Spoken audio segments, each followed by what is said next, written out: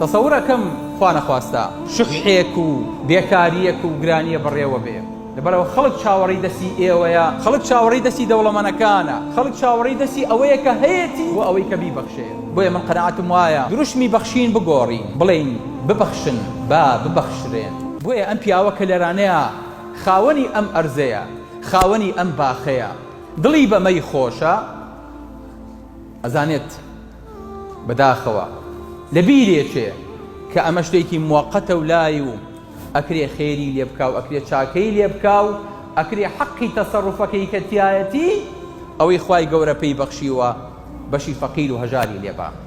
ئەمە هەمووی زەکاتی هەیە، ئەمەی هەمووی حەقی لە سەرمانە باوکە گیان.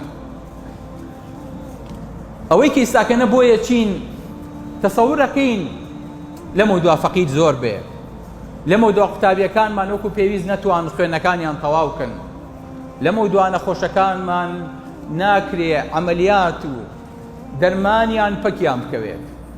تەسەورەکەم بنیادنانی مزگەوتەکانیشمان هەر بە هەمان شێوە بێ.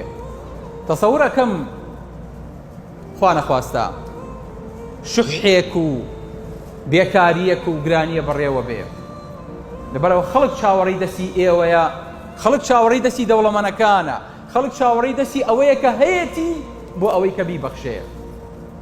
بۆیە من قەناعەتم وایە دروشمی بەخشین بگۆڕین، بڵێین ببەخشن با ببەخشرێن. لەمە دوا هەقا دروشمەکان ئاوا لێ بکەین، چکە پێغەمبەری خوا صلی الله عەلەیه وسەلەم فەرمێ ڕەزیلی و ئیمان لە دڵی عەبدێکا کۆ نابنەوە.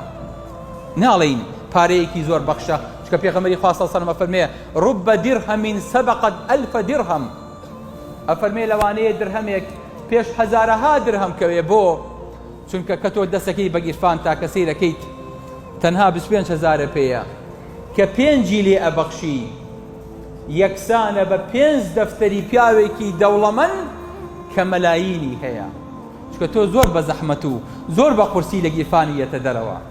دائما طبعی ئینسانی جوایە کە دەستەکا بە گیرفانیە چۆنە گیرفان؟ گیرە. گیرفانەکەش لەسەر دڵە، بۆیە چکە خۆشەویستە دائما گیرفانی هینە ڕێک لەسەر دڵ دروستیان کردو بێ ئەوەی کە مەبەستیان بێ کە دەستیشی پیاکی پارە دەربێنی حەت چەند دەستە توێ دەری بێنی کورە نەکەی کورە ماڵ و مناڵی خۆ کورە فەقیرەکەون کوڕە ئەمڕۆ ئەو پێتە بەیانی پێ و نامێنێ الشەیطان یعیدکم الفەقر. تەوێت دەست دەربێنی کورە 5 بە دەستمەوە تۆ کورە لێم بۆ ڕێبابی بەخشم، کەرۆخا گیرە دەستی گرتۆ نەیاڵێ بێتە دەرەوە. ئەبێ بە زۆر لە نەفسی خۆتی دەربێنی. ومن یوق شح نفسه فأولئک هم المفلحون. ئەوەی کە دژایەتی ڕەزیلی خۆی ئەکا ئەمانە سەرکەوتون.